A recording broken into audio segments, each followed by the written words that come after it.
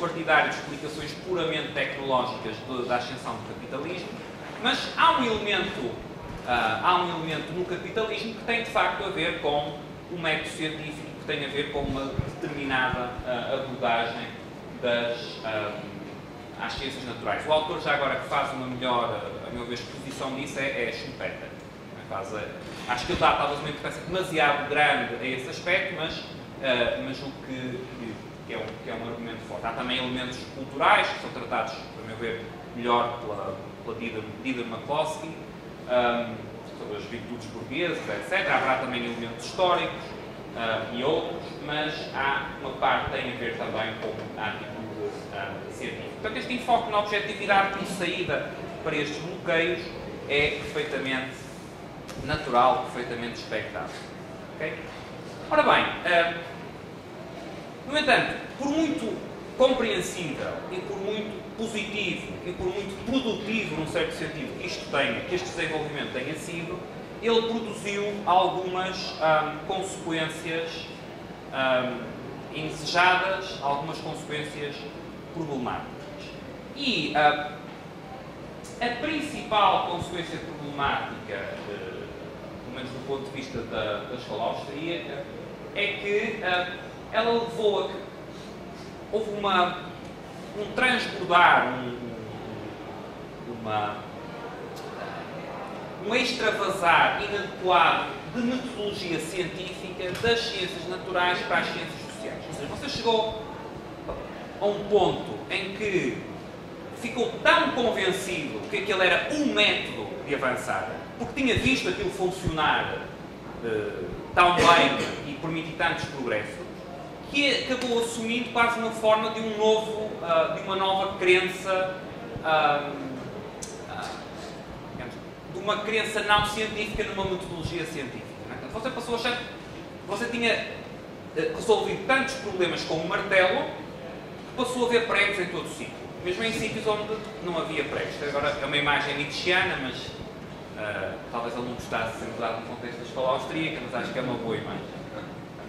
Resolveu uma série de problemas com martelos, a certa altura, mesmo uma coisa tem um jarro, então você vê martelo.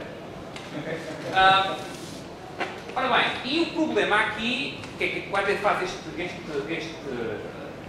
extravasar, é que a própria ideia de ciência moderna vai progressivamente sendo associada exclusivamente à ciência, aliás, ainda hoje usa essa expressão, em Portugal muito, em inglês também, por exemplo, no Brasil também, ciência dura. Portanto, o que é a verdadeira ciência? É aquilo que você faz, ciência como física, ciência em menor grau como biologia, portanto é ciência dura, ciência que você tem. Embora a própria ideia de ciência dura não seja tão dura assim, mas enfim. Mas é uma identificação progressiva da ciência com um determinado método das ciências sociais. Um método que permitiu avanços extraordinários, um método que de facto permitiu romper muitos bloqueios entre o nosso conhecimento dos fenómenos naturais, mas que acabou por ser identificado com a própria ideia de ciência. Okay? Portanto, passou a ser identificado com a própria ideia de ciência. E esse é um trajeto que Hayek, em especial no Counter-Revolution of Science, descreve muito bem e com muitos exemplos.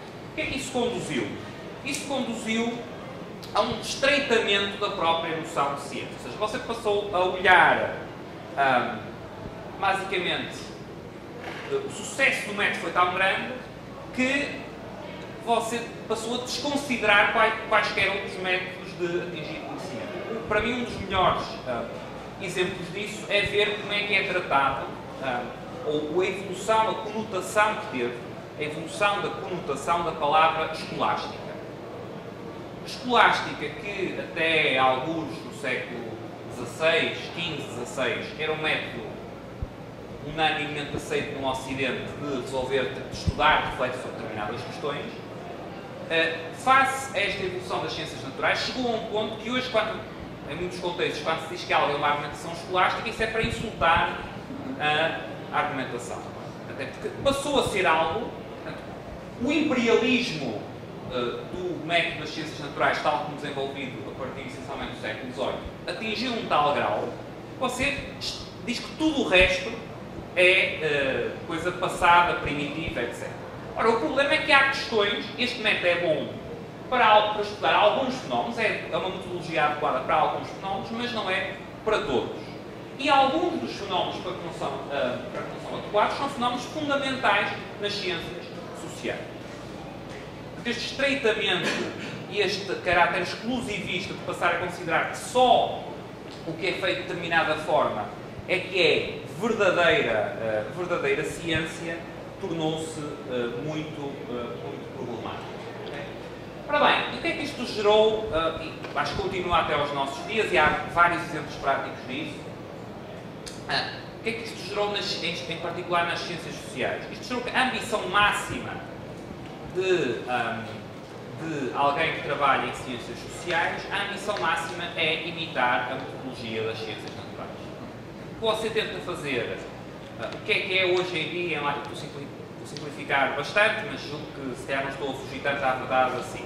O que é hoje economia de ponto? A economia de ponto é você desenvolver, ciência económica de ponto, é você desenvolver um modelo que seja, do ponto de vista metodológico, o mais próximo possível do que você faria um modelo em termos de física teórica. Quanto mais próximo você fizer, independentemente da relação que isso tem com a realidade ou de pensar sobre os pressupostos e o método que está a empregar, quanto mais próximo for, mais científico você é. Vocês, alguns artigos que vamos falar numa das próximas sessões é o Hayek, um artigo muito famoso dele da década de 40, sobre o uso do conhecimento na sociedade. Esse artigo hoje nunca seria publicado na revista que foi, provavelmente nunca passaria do editor. O editor diria isso é... Quer dizer, onde é que está o seu modelo? Não é? Isso é uma banalidade. Teria sido preterido por centenas, milhares, dezenas de milhares de outros artigos que tratam de questões perfeitamente irrelevantes, que ninguém lê, que mesmo sobre essas questões irrelevantes não dizem geralmente nada de útil, mas que cumprem a tal imitação mimética das ciências naturais. Isto é, já agora para deixar uma coisa clara, eu acho que há algumas questões para as quais estudos econométricos podem dar algum contributo. Eu não tenho uma posição radical à posição de econometria. O que eu tenho uma posição radical e sou extremamente cético é achar que economia, ou mais até que as questões fundamentais da economia podem alguma vez ser resolvidas por métodos econométricos, ou seja, por métodos de mimetização em termos das ciências sociais, das ciências naturais. Já agora, eu fiz uma migração parcial, agora continuo tratando muitos temas de economia, mas de economia para a ciência política. Em ciência política você nota uma coisa ainda mais engraçada, que é, como normalmente cientista político sabe menos matemática do que economista, que normalmente tem um background mais em sociologia, ou relações internacionais, ou filosofia política, então os modelos são matematicamente menos desenvolvidos. Então o que você tem é o economista moderno ou contemporâneo tenta imitar o físico e, por sua vez, o cientista político tenta imitar o economista. Portanto, se vocês lerem, recomendo que façam um exercício que vale a pena. Se vocês lerem American Political Science Review, que é nos índices normalmente classificação de revistas a mais cotada em termos de ciência política, os artigos andam normalmente, em termos metodológicos, um pouco atrás da American Economic Review, mas a lógica é basicamente a mesma. Também já é quase impossível você publicar alguma coisa se não for aplicando. Aliás, uma boa estratégia de publicação é você publicar em conjunto com alguém de econometria e publicar num jornal de ciência política. Porque assim facilita em termos metodológicos a publicação, é uma estratégia, é uma boa estratégia que eu recomendo para quem quer seguir carreira académica. Ora bem, até esta fascínio, a ambição por parte dos cientistas sociais de imitar a metodologia das ciências naturais, e isto o que é que origina? Origina que chegamos a uma situação, chegamos na segunda metade do século XX, mas desde aí acho que só se tem vindo a agravar, de podemos chamar um monismo metodológico cientificista. Ou seja, nós chegamos a uma situação em que toda a gente, ou quase toda a gente, basicamente ignora alegremente a especificidade das ciências sociais. A sua preocupação é você mimetizar o melhor possível o método das ciências naturais, ou o que você imagina que é o método das ciências das ciências naturais, porque investigando um pouco mais, vê que há mesmo nas ciências naturais, nas consideradas duras, há uma larga parte da investigação que não é exatamente assim, mas enfim, é mimetizar uma determinada imagem do que é o método das ciências naturais e ignorar completamente as características específicas das ciências sociais e do conhecimento que é relevante para as ciências sociais. Mas talvez mais grave do que esta consequência, esta consequência será grave para quem trabalha em universidade, para quem é investigador, etc. Talvez seja grave também, ou será certamente grave também para a qualidade nas aulas, para a qualidade das dissertações, etc. Mas mais grave ainda é que, a nível social mais generalizado, tanto político, cultural, etc., este cientificismo estabeleceu-se como uma atitude mental generalizada.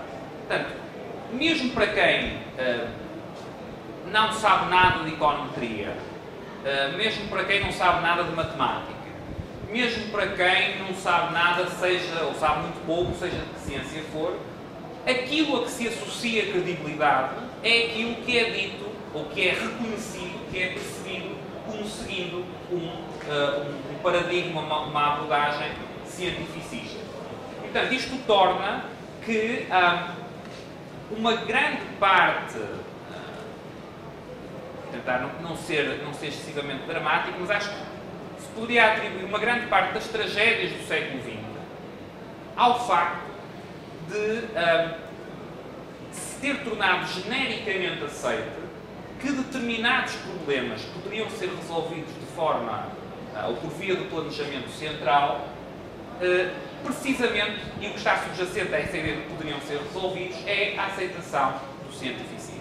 Ou seja, as pessoas aceitaram, mais uma vez, não na maior parte dos casos por serem más pessoas, muitas com muito boas intenções, também não aceitaram por serem estúpidas, em muitos casos eram pessoas inteligentes, talvez demasiado inteligentes, tão inteligentes que tendiam a ignorar os limites da sua própria inteligência, talvez.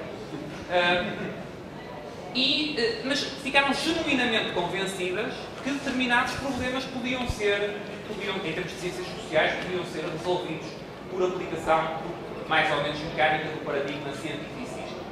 Portanto, quer dizer, é como que você passa da situação em que começa descrevendo o funcionamento da economia com base numa série de modelos miméticos da física, para achar que pode manipular o funcionamento da economia ou da sociedade da mesma forma que manipularia as variáveis no modelo, ou os parâmetros no modelo. Okay? Portanto, e isso, essa atitude mental que se formou, que eu diria continua a estar em larga medida hoje presente em vários domínios, foi uma atitude, talvez a principal consequência negativa deste triunfo, por assim dizer, do cientificismo. O subtítulo do livro do Hayek, Studies on the Abuse of Reason, acho que é um subtítulo muito feliz e talvez até melhor do que o título. O Counter-Revolution of Science é de forma que a ciência, por assim dizer, se traiu a si própria. Mas acho que o subtítulo Studies on the Abuse of Reason, ainda que talvez o Mises não gostasse tanto, mas acho que é muito bom porque remete diretamente para a ideia de nós termos caído no erro, termos caído, quer dizer, nós em termos de sociedades, em termos de civilizações, termos caído na presunção errónea de que poderíamos resolver racionalmente coisas que não são resolúveis racionalmente, por muito inteligente que você seja. E isso, chegamos lá por uma via compreensível, por uma via expectável, por uma via que deu grandes resultados numa série de domínios, mas que se revelou dramaticamente errónea quando aplicada a áreas em que não é a metodologia mais adequada.